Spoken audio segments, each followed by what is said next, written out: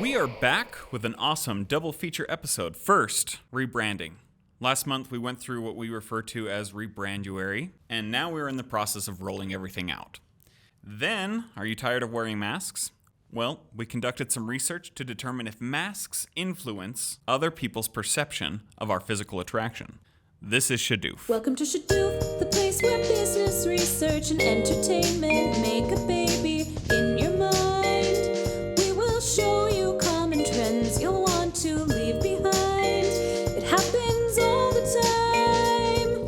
We'll always bring a fresh perspective, so you can trust the data or the data, but not the feces you've been fed. Welcome to Shdûf. It's time to stop the song and start the show.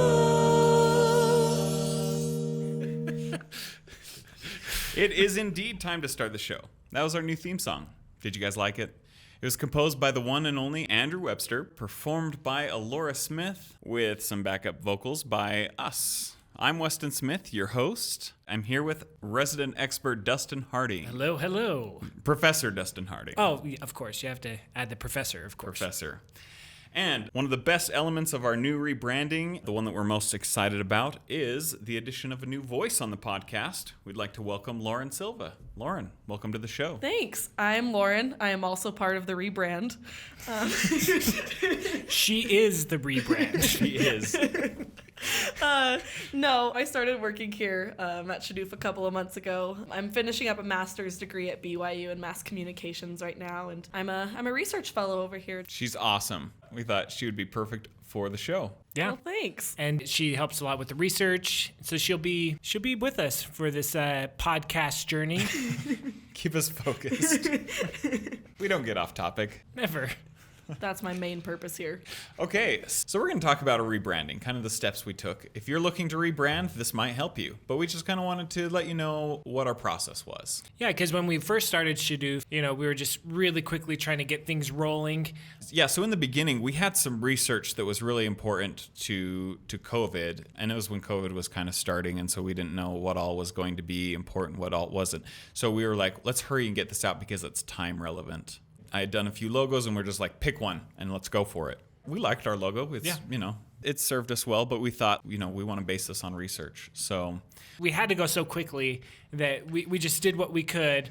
And now that we're looking back, we're like, okay, let's go back. Let's look at branding. Let's do some research behind this and see what best fits. Let's put what we preach into practice by doing actual research on our look and our style and our branding and our direction. Yep. Okay, so what did we do first, Dustin?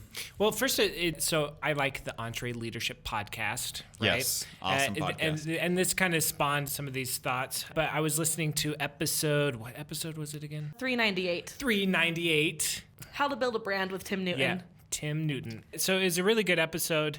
And I think when it comes to branding, some organizations, they'll really cater to the customer in branding. Right. And just kind of the brand is whatever the customer wants, right? But a lot of times it's really more important for you to figure out early on what your values are and what you want the values of your brand to be. Well, that's where it should start, right? That's where it should start. You don't want your values to cater to whatever the customers want your values to be. But that's you. Right. And if you lose track of that, you're going to lose the passion for the brand. It's not going to fit who you really are. And so that first step was for us to kind of congregate this episode in Entree Leadership. They have a little worksheet that you can get.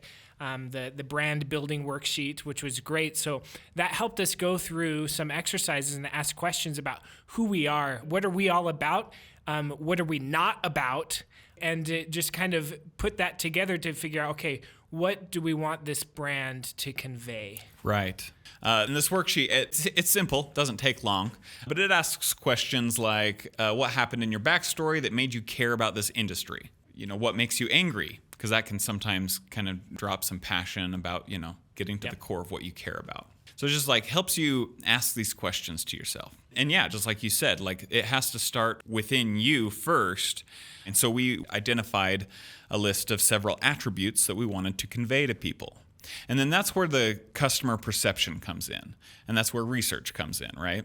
Yeah, we wanted to see which logo options, colors, things like that best conveyed those attributes. Right. Yeah, so we put our money where our mouth is and That's right. actually used research to test everything out. It was a series of 9 new logos? Or, well, our old logo. Yeah, the original, and then I polished up a few more concepts that I had done, and then we actually hired a professional designer, Eric Butterfield with Argyle Publishing.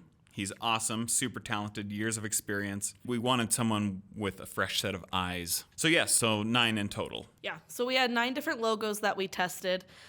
We put together a survey showing people randomly one of our logos. We talked about earlier certain things you want your brand to convey, things that are important to you. And so we had a couple different things we measured, such as like how credible was our logo? How interesting does this make us look? Things like that were important to us and our brand and what we want to convey. And so from that, we had 3 logos that really stood out from the rest. And then that's when we started coming up with different color combinations and really figuring out like what kind of is more true to what we want as a brand and like these values that we hold. Yep. Right. It was such a cool process. I've been on creative teams and marketing teams where I work with designers all the time. So I've just always loved the process. But it's so interesting because, even in large corporations, it would be like, hey, come up with some concepts and then send it up the ladder. Basically, people get together and they say, oh, I like this one better. Oh, I don't like this one. I think this one. And now they're smart people. And they're basing it on their experiences of what they convey. But really, to identify it, you have to bring it to the research. And that's what we discovered in this. It was so cool to say, like, oh, we're not making this choice out of personal preference. We're making this choice out of the results of our survey. Which is pretty cool. We had fun with it. We actually created a sort of bracket to see who could more accurately guess which logo would come out on top. A little friendly competition here among little friendly competition between us, and we have some interns. And we all had our favorites, but the really neat thing is, in the end, you just trust the data, you trust the research results, and so it's not like people are upset because my opinion was more of value than somebody else's opinion or anything like that. It was just the data. The data. Yeah. Who won that competition, Dustin? Of course I did. And who lost? That was me. I came in dead last by a lot. Unfortunately, I do let my biases drive me a little bit more, so it's a good thing that I was not picking. It was an interesting perspective for me to kind of have input from a general audience, not just people who are around you, right? Right. Now there is some decision making, like if the data comes back and it's insignificant and they're just like, it's like really close. Yeah, that's when we say that the data is not statistically significant. Yeah. I tell my students this all the time. If it's not statistically significant, that means that the likelihood that those differences that you saw in the results are due to chance are very, very high. And so it's like flipping a coin a lot of times. The next time, another one may be the winner. And so you treat it like a tie. So then, make your call on what you like, because here again, you have to be passionate about it, Yeah, there were some times where it was clear the route that we should go. Right. But it's not always going to be that case. And for instance, the very last survey we did, we were just making some tweaks to the font of the final logo, final colors, just trying different tweaks. And there wasn't really a lot of statistical differences that we saw there. And so in that case, we just kind of had a group discussion and we ended up picking our favorite in that case. Right.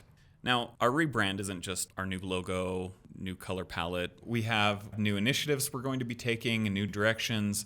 We'll continue to deliver this awesome podcast, but we're also going to deliver more content in other areas. Yeah. We have some really cool things in the works. Our last podcast that we did, we talked about JMS, the Jibe Metric Score. And you guys, that research is blowing up and expanding like crazy. A lot of opportunities have come from that research. But we'll get to those another time. Stay tuned. I'm going to take a drink here. Drink break. McDonald's, please sponsor us. McDonald's has the best syrup ratio, right? Well, yeah. Well, did you know that McDonald's, they have a deal with the Coke people and they come and like personally calibrate all their machines to the right proportion, and then the straws are also wider than regular straws, so you get more drink across more taste buds.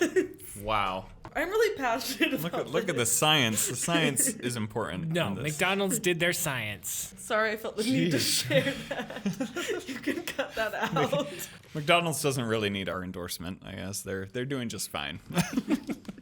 Okay, so now we're going to move on to our most recent research that we did, and it is fun. It's interesting.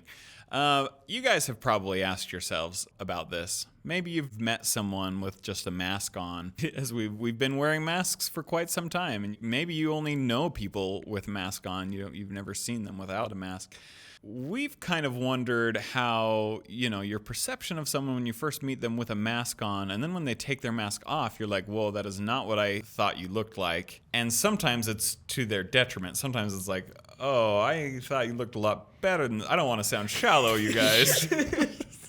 But it's like, it's not You guys what validate me, so I'm not the one that just looks shallow. It's like, it's just not what you always expected. Like, I know, like, of my classes that have been in person from, like, my last 2 semesters of school, like, a lot of these people I know, like, just with their masks on, and then when we had to, like, randomly have days on Zoom, it's like, oh, like, this is what you guys look like. It's not... Oh, right. It just doesn't, like, match up with the image that you had in your head, and, I guess as humans, we like to, like, fill in, like, perfect features and symmetry and things like that, but that's not how real features work. Yeah, I had been thinking about this. I think a lot of us had this in the back of our minds or have noticed It's probably, things like that. plenty of you have probably thought the same thing. And I thought, man, this would be a cool study. And then while I was teaching my MBA class, one of my MBA students kind of brought this up. He's like, do you think this happens? I'm like, yes, I do. I swear it does. Let's run a study. So that's kind of where this study was born. Great. So we decided, let's study this. So what did we do, Lauren? So we set up a study to look at this. We got these faces from thisisnotarealface.com. Yeah, one of our research assistants went to a website. This person does not exist.com, I think. It's this website, and you type it in, and it just, like, brings up a randomly generated face. And you can, like, tell on some that the faces are generated better than others. Merged with other photos. Yeah, they're, like, merged with other photos and things like that, but they're, they look like real people, like someone you could see on the street. So we took about 10 different photos of differing, like, age, race, gender, and then we had Weston here Photoshop some nifty little masks onto the photos, and then we randomized people into one of 3 different groups. The first group, people just saw the face without a mask on. The second group, they only saw them with the mask. And then the last group saw the image with the mask first and then with the mask removed. Did they have to rate the person with the mask on and then with the mask off? Or is it just like, here's the person with the mask, here's the person without the mask? How attractive do you think they are? They just rated them after. Yeah, just after seeing the photos. After seeing the masked person and then the reveal, and then they rated it. Yes. Yeah, so they rated on all 3 groups, they rated the person on how attractive they found them. How attractive, how intelligent. How confident they seemed. How competent, things like that. Okay, interesting. So not necessarily just attraction, but how successful or something that you'd think they'd be. Yeah, which research shows that actually, unfortunately, a lot of times that's very related to each other. They're attractive. Man, they must be competent and intelligent and successful. Successful in their life. Looks will get you places. So we ran the survey, and I think we're all excited to hear what the results are. Did this have any impact? Yeah, so it was interesting because the results were a little bit all over at first until we divided them by gender. And then we kind of saw a little bit more clearly which way people were judging a little bit more. And just to make sure we're clear, dividing the participants. Yes. Because we had photos of males and females, right? But when we divided the participants by males and females, their judgments seem to be a little bit different. Yeah. By, like, a lot different. A lot different. A lot different, yeah. The male participants, they rated everyone, like, on all the conditions, they just rated everyone, like, generally lower than the females did. Okay.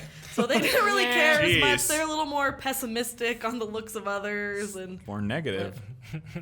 But negative, but consistently negative, Yes. like across the whole way. Consistent. Like Yeah. having a mask or not having a mask didn't really affect their. yeah. It was Right. just all just kind of like Their lower answers. scores, pretty even across there. It didn't Okay. really matter much to them. But then you look at the women, and the results say they mattered quite a bit more to the women than they did to the men.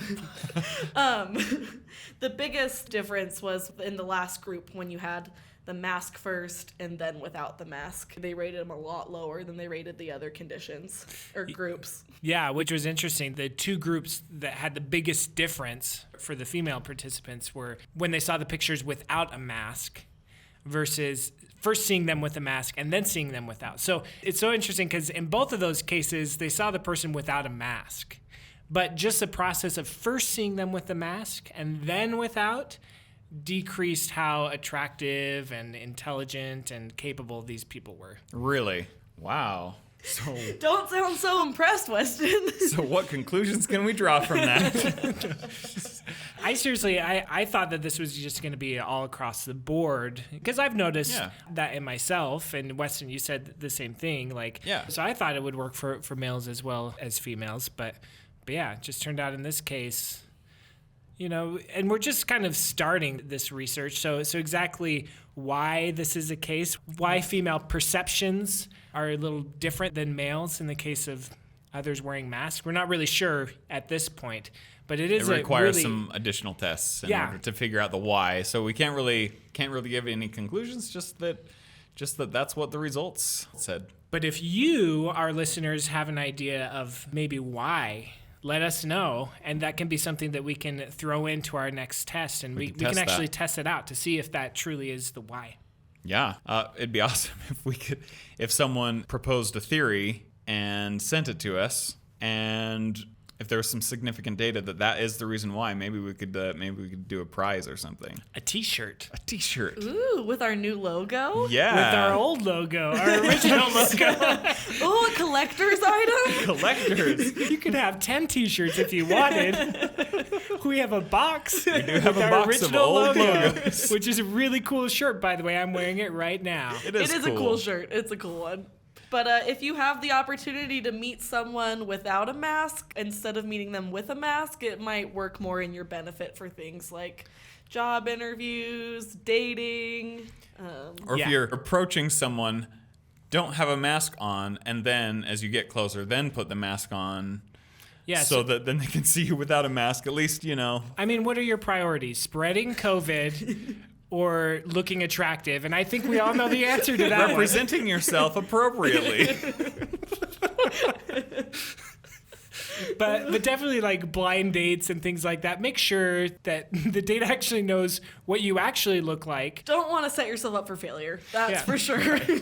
Mostly what we're saying, you guys, is we don't have any specific tips from this one. This was just a fun, interesting study, and we'll see what comes from it. See if it grows into anything actually significant or implementable, right? Is that a word? Yes, Implementable. it is today. Implementable. Implementable. Could you say it in a sentence? And if anyone knows a better word for send us. You may get a what's prize. the definition on that? Implementationable. Implementationable. Now I'm gonna spend like half an hour looking at different words to find a good one so that this doesn't happen to me next time. Well, that's it for our show today, you guys. Thanks for joining us. This has been awesome. We've learned a lot, and we're excited to be back on this podcast train. I hope you join us. Again, follow us on other forms of social media to make sure that you don't miss an episode or any of our other content. Yeah, let us know what you think of our new logo, too, by the way. Yes. Email us if you have any ideas about the research we've talked about today. Let us know what you think of our new logo. And also, if there's anything that you guys have been thinking about that you're like, oh, I wish someone could study it. We can study it. That's what we do here. Email us at info@shdûf.org. That's info@shaduf.org. Thanks again, and we'll see you next time. Oi, mate, how's doing and all, guys?